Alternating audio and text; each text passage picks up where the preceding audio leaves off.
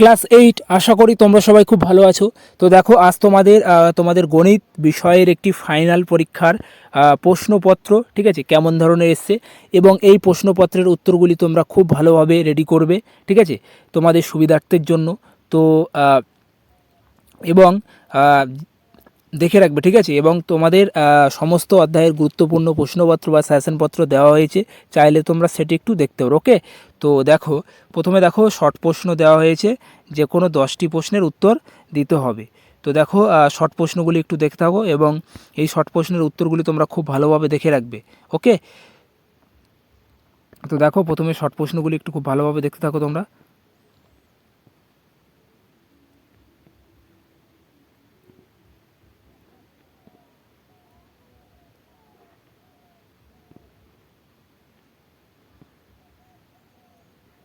তো পরবর্তী পেজ দেখো 2-এর দাগের শতকোণ 12, ঠিক আছে, 2-এর দাগের অঙ্কগুলি একটু খুব ভালোভাবে দেখতে থাকো। দেখো এখানে একটি অঙ্ক দেওয়া আছে, এই অঙ্কটি প্রায় তোমাদের ফাইনাল পরীক্ষায় আসে। ওকে, দেখে রাখবে যে এক ধরনের পিতলের তামা ও দস্তার পরিমাণের অনুপাত, ঠিক আছে, 5:2। এই ধরনের 28 কেজি পিতলের 4 কেজি তামা মেশালে তামা ও দস্তার অনুপাত কত, ঠিক আছে। এই প্রশ্নটি খুবই ইম্পর্টেন্ট, তো খুব ভালোভাবে দেখে রাখবে তোমরা।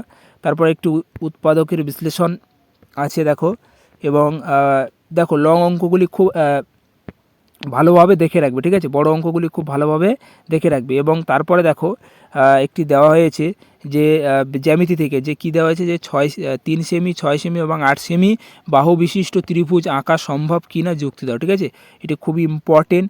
এবং পরবর্তী আরেকটি দেওয়া হয়েছে যে একটি সুষম ত্রিভুজ বহুভুজের প্রতিটি বহুকোণের 60 ডিগ্রি হলে বহুভুজের বাহুর সংখ্যা কত, ঠিক আছে, এই অঙ্কটি খুবই ইম্পর্টেন্ট।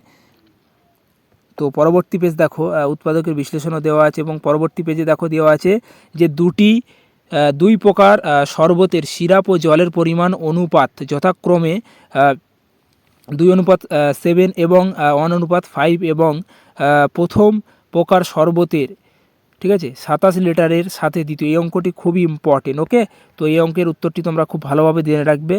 এবং পরবর্তী দেখো একটি উৎপাদকের বিশ্লেষণ দেওয়া হয়েছে, এবং পরবর্তী এই অঙ্কটিও খুবই ইম্পর্টেন্ট, ঠিক আছে, এই অঙ্কটি খুব ভালোভাবে তোমাদের পাঠ্য বই থেকে দেখে নিয়ে এবং উত্তরটি খুব ভালোভাবে প্র্যাকটিস করবে। ওকে, তো পরবর্তী দেখো তোমাদের দেখো দেওয়া হয়েছে লেখচিত্র। দেখো লেখচিত্র থেকে তোমাদের 100% তো একটা ফাইনাল পরীক্ষা আসবে, এটুকু আমি বলে দিলাম। কিন্তু তোমাদের আমি ফাইনাল পরীক্ষার জন্য তোমাদের আমি গণিতের সম্পূর্ণ সাজেশনপত্র দিয়েছি, চাইলে তোমরা সেটি ভিডিওটি দেখতে পারো।